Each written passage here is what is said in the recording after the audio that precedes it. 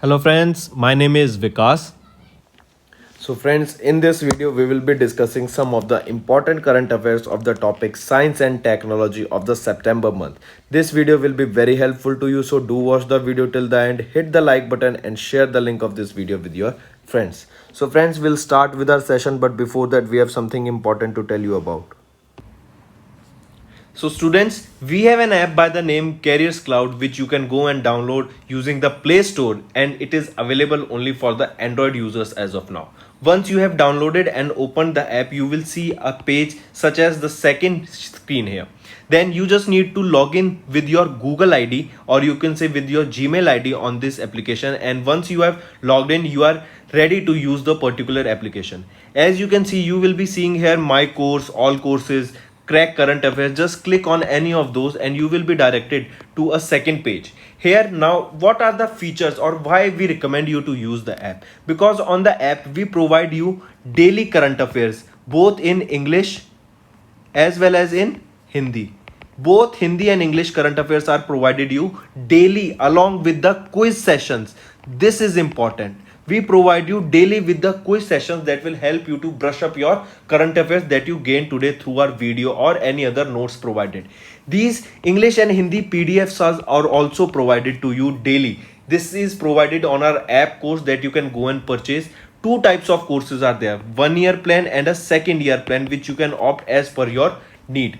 Then we provide you with weekly videos, not just weekly videos on YouTube and monthly videos, daily videos are also given. Apart from that, weekly PDFs of current affairs are provided to you. Compiled PDF of current affairs of the whole week will be provided to you both in English as well as in Hindi. Then similarly for the month also, you will be provided a compiled video of the whole month both in English as well as in Hindi PDF for the current affairs that will brush up your current affairs very much. Apart from this, we provide you with the topic wise current affairs, topics such as apps and web portals, important days, books and authors. Then comes your sports, then comes your obituary, national affairs, international affairs, sports. These all topics are covered by us on our YouTube channel, which you can go and check it out also. Very important this section, because we provide you with the PDFs also with them that helps you to revise through a particular order, and it is very helpful to you, so you should definitely check it out. Then apart from it, we provide you questions regarding your particular exams also, such as bank, related to your banking. We provide you questions, we provide you PDF, we provide you material that will help you to revise those topics, those important topics. So very important. All right, so I definitely recommend you to check our app and do revise and to purchase the courses, because they will be very helpful to you. These, I strongly recommend you to use our app as well as website, and the quiz provided on the app is very helpful to you on the daily basis, and our monthly study material for your exams will do wonders. So do watch the video for the revision purposes, they are very helpful. And if you use my code Vikas10, straight away you will be getting an additional 10% discount on the purchase you made using the application. So additional discount for you students just from my side. It is a happy hour sale, you can say, 10% discount using Vikas10. So friends, let's start with the session now. So friends, let's start. First, we'll be talking about a hyperspectral observation satellite that was successfully launched by China, and the name of the satellite is Gaofen 502. I repeat, hyperspectral observation satellite launched by China is Gaofen 502. According to the reports, the China National Space Administration, that is CNSA, has launched its hyperspectral observation satellite called Gaofen 502 at the Taiyuan Satellites Launch Center using the Long March 4 Bingyao 40 carrier rocket. This is not important, but important is the name of the satellite, observational satellite, that is your hyperspectral observation satellite Gaofen 502. Then if we look about some of the highlights regarding this event or this launch, it was the 387th flight mission by a Long March carrier rocket. The satellite will improve the hyperspectral observation capacity of China's atmosphere, water, air, and land. Please, friends, for this video, avoid my language or avoid my tone because I'm not able to talk properly. So please focus on studying instead of my voice. Next, China will be able to efficiently monitor the environmental activities and provide domestic hyperspectral data support for environmental support. It will help in monitoring water, ecology, atmosphere, and many other things related to the environment. So this is Gaofen 502. That is a China's hyperspectral observation satellite that was launched using Long March 4 Bingyao 40 carrier rocket, or you should know it was launched using Long March 4 rocket. Moving on.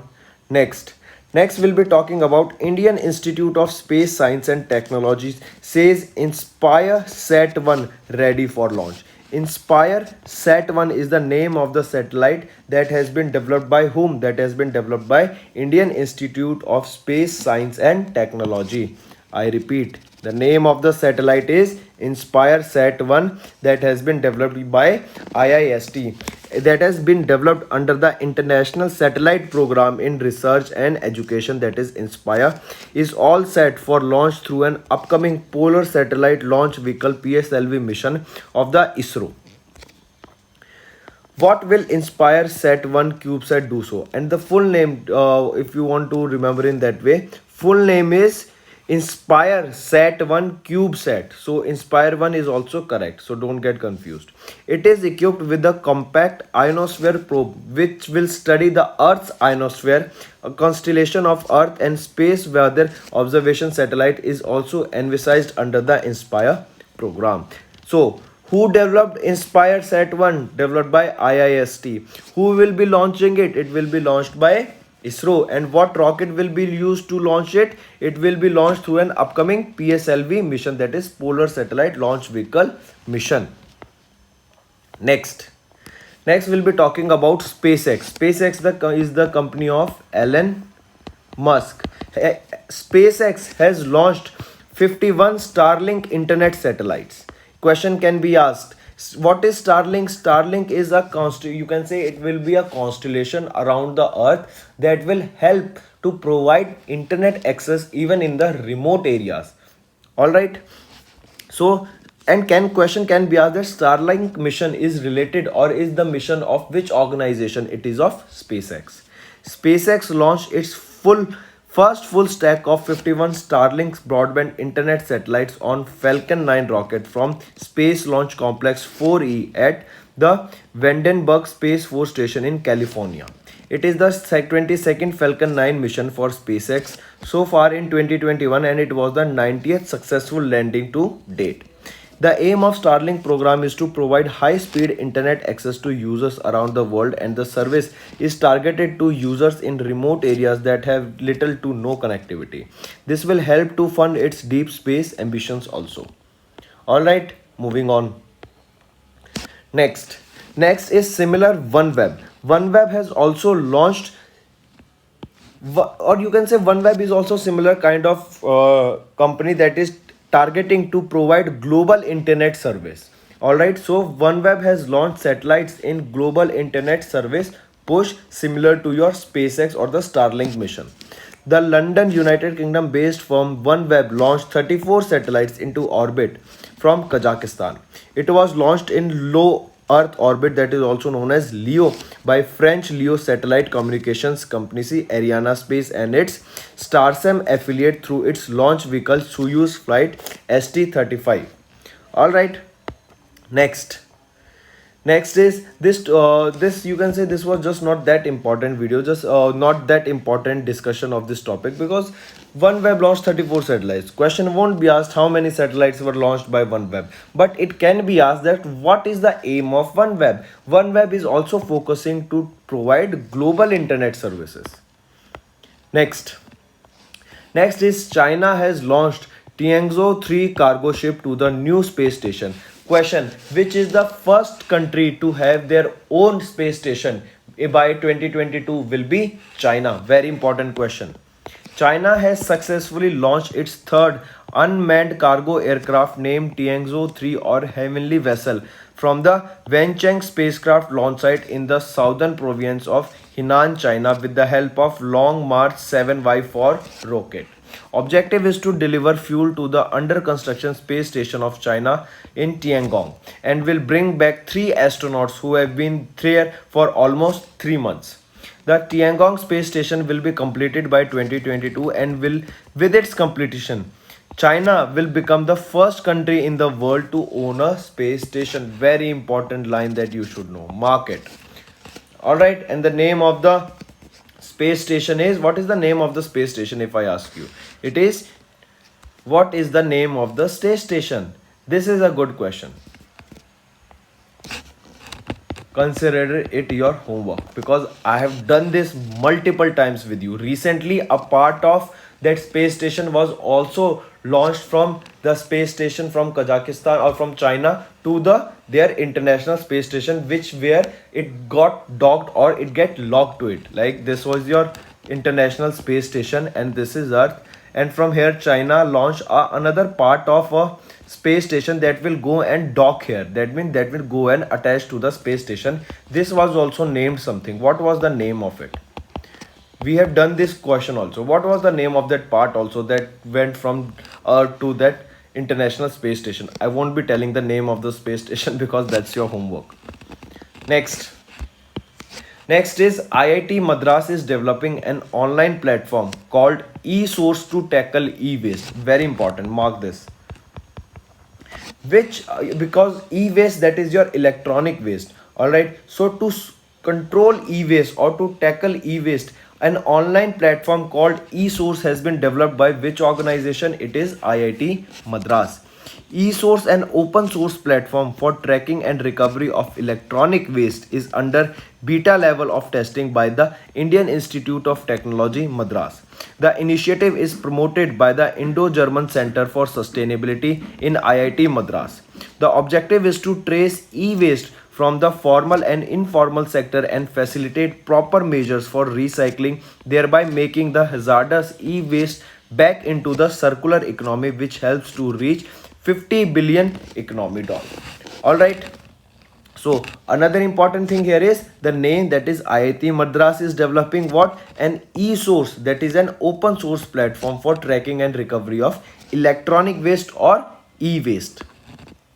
Next we'll be talking about ISRO is developing a reusable GSLV Mk3 launch vehicle. I repeat, recently, or a question can be asked, a reusable GSLV Mk3 launch vehicle is being developed by which organization? It is being developed by ISRO, that is working on the development of a technology which will enable ISRO to land the GSLV Mk3 launch vehicles vertically. This will allow ISRO to reuse GSLV Mk3 launch vehicles and save money. This is the concept that was first implemented by which organization? It was implemented by SpaceX to make reusable rockets.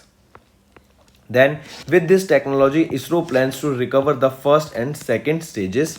The launch vehicle will be reworked in its 3 stages. The second liquid stage will be replaced with the semi-cryo stage, and the terminal cryo stage C25 will be converted into C32. Moving on. This particular topic has a 99% chance of being asked in your exam. Why? Because it is the world's largest plant to capture carbon dioxide from air, starts in Iceland. I repeat, world's largest plant to capture carbon dioxide from air starts in Ireland. What is the name of the, let's start first of all, then we'll cover it. World's largest plant to capture carbon dioxide from air, Orca, starts operating in Iceland. What is the name of the world's largest plant? It is Orca. Can be asked, where is Orca located? It is located in Iceland. The plant will suck in CO2 and store it underground in the form of rock. It was started by a Swiss startup, Climeworks AG, in partnership with Icelandic carbon storage firm CarbonFix. The plant can capture up to 4,000 tons of carbon dioxide per year. If we talk about this plant, that is Orca plant, the Orca refers to the Icelandic word Orca meaning energy. The plant consists of 8 large containers similar in looks to those used in the shipping industry, which employ high-tech filters and fans to extract carbon dioxide. The plant has 4 units each made up of 2 metal boxes. If we look at some of the highlights, according to the IEA, that is your International Energy Agency, global CO2 emissions total about 31.5 billion tons in 2020. Therefore, this plant will help in sucking the polluted carbon from the atmosphere. They developed a plant that can capture 4,000 tons of carbon dioxide per year. According to the US Environmental Protection Agency, that equates to the emissions from about 870 cars. That means if 870 cars are running per year, the amount of carbon they will be releasing into atmosphere will be captured by this particular carbon dioxide sucking plant known as Orca, and this will be operating in Iceland. Next is your UNESCO declares MDD in Amazon of Europe as the world's first country biosphere reserve. What it is, let's look at it. What is UNESCO? We all know it is United Nations Educational, Scientific and Cultural Organization that has declared Europe's Mura Drava Dunabe, that is MDD, that is the largest riverine protected area on the continent known as Amazon of Europe, as the world's first 5 country biosphere reserves. Another important market. All right. Then key features of the Amazon of Europe are countries covered. They are Austria, Slovenia, Croatia, Hungary and Serbia. But the important thing is that UNESCO declared which region? It was your MDD, that is Europe's Mura Drava Dunabe region, as the largest riverine protected area on the continent known as Amazon of Europe. And it has been added as, or you can say it has been declared as the world's first 5 country biosphere reserve. It is MDD. Moving on, another, yes, about UNESCO, it was established in 1945 and the headquarters is in Paris, France. Next and the last topic for the day is another important one. Recently, a lunar crater. What is lunar? Lunar is related to your moon. So a crater on moon was named after an Arctic explorer, that is Matthew Hansen. I repeat, a lunar crater, or you can say a crater on the moon, was named after Arctic explorer Matthew Hansen, and this naming was done by International Astronomical Union, that is IAU. All right, important both through. Who names the lunar crater? It is named by IAU, and recently a lunar crater was named after Arctic explorer. What is the name of the crater, or what is the name of the explorer? He is Matthew Hansen. So friends, this was our video. I hope you enjoyed our video. If you liked our video, do hit the like button, share the link with your friends, and if you haven't subscribed to our channel, or if you are new to our channel, then do subscribe, because it motivates us to bring a better content for you guys. Also, if you have any trouble regarding login or payment or any other issues, then you can reach to us on our mail, that is support@affairscloud.com, or you can call us on the number 9677333862, and we'll resolve your issue as soon as possible. Also, you should go and check our courses that are available at a very reasonable price, and that will help you to boost your preparation.